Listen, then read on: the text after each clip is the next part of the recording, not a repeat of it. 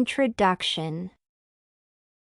It is impossible to underestimate the importance of both voluntary and involuntary groups in societal life and, more specifically, in establishing its structure.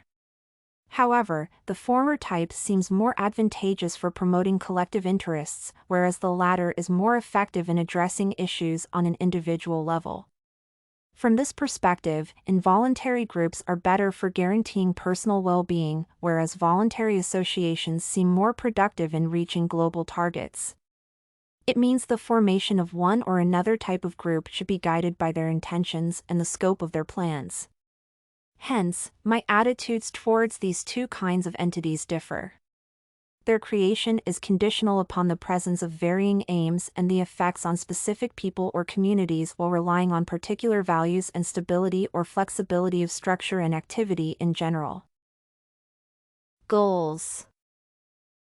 The first aspect explaining my views on voluntary and involuntary groups is the way they set goals and perform tasks to achieve them.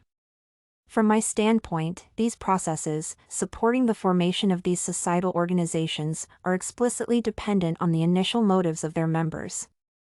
However, in the case of voluntary entities, the objectives set during the period of their formation are more accurate since, in contrast to involuntary cooperation, their emergence is less spontaneous.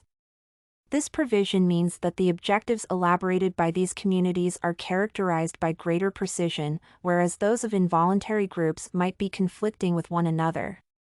Hence, the creation of the latter is subject to biased perceptions of individuals, whereas the former is more objective in nature.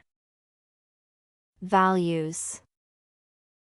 The second circumstance, allowing to distinguish voluntary and involuntary groups at the stage of their formation, is the moral underpinning of this process.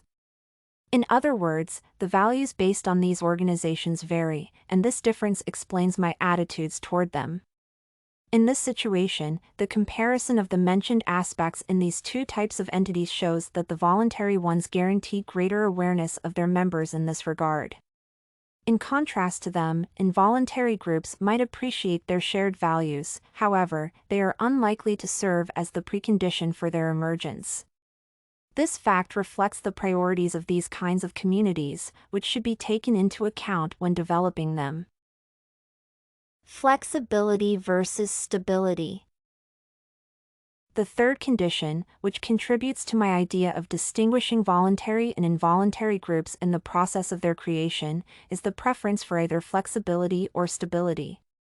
Thus, the latter type tends to be more stable because its structure cannot be easily modified, and the members do not have any power over the established hierarchy.